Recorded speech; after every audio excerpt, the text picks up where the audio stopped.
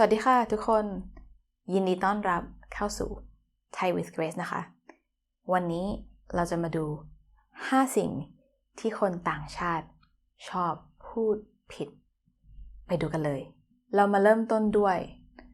I know this person ภาษาไทยคืออะไรคะฉันรู้คนนี้ไม่ใช่นะคะไม่ใช่ฉันรู้คนนี้ต้องเป็นฉันรู้จักคนนี้เพราะว่ารู้คือ to know an information คือรู้ข้อมูลแต่ว่ารู้จักคือ to know a person or place เรามาดูตัวอย่างกันนะคะตัวอย่างเช่นฉันรู้ว่าเขาเป็นใครแต่ฉันไม่รู้จักเขา I know who he is but I don't know him so I know him as an information I know him but I don't know him personally รู้จักนิวยอร์กไหม Do you know New York รู้จัก Yeah I know เคยไป I went there before คำถัดไปคือต้องกับต้องการฉันต้องไป I have to go I need to go I must go ภาษาอังกฤษพูดได้3อย่างนะคะแต่ว่าเหมือนกัน 100% ฉันต้องการไป I really want to go ต้องการ plus verb คือ I really want to do something ฉันต้องการเธอ I need you ต้องการ plus noun คือ I need and something สรุปก็คือ I must go ไม่ใช่ฉันต้องการไปโอเค I must go คือฉันต้องไป I must eat ฉันต้องกิน I must know ฉันต้องรู้ I really want to know ฉันต้องการรู้ I really want to eat ฉันต้องการกิน I really want to go ฉันต้องการไปคำถัดไปคือขึ้นกับกว่ามาดูประโยคนี้นะคะ Edgar's Thai got better จะใช้คำไหนคะ Edgar พูดภาษาไทยเก่งกว่าหรือ Edgar พูดภาษาไทยเก่งขึ้น TikTok คำที่ถูกต้องคือเก่งขึ้นเพราะว่าเก่งกว่าคือเปรียบเทียบกับสิ่งอื่น Edgar พูดภาษาไทยเก่งกว่าภาษาอังกฤษ Edgar speaks Thai better than English เป็นการเปรียบเทียบ Edgar เก่งกว่า Grace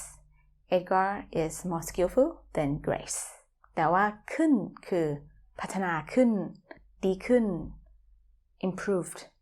ขึ้นเหมือนกับเก่งกว่าเมื่อก่อน Edgar หล่อขึ้น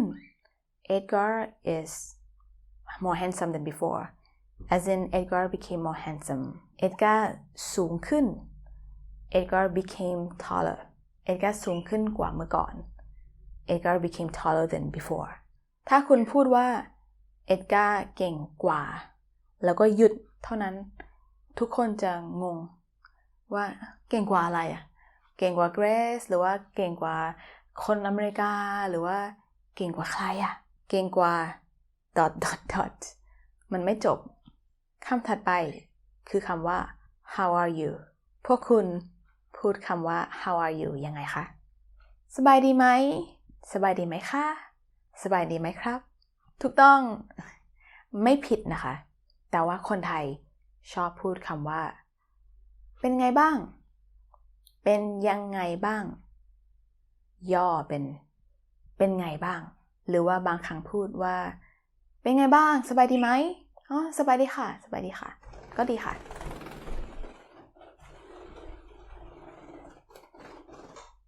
เป็นไงบ้างเหมือนกับ What's up How you doing คำถัดไปคือคำว่า never มีใครรู้ความแตกต่างของคำว่าไม่เคยกับไม่มีวันบ้างไหมคะเพราะว่า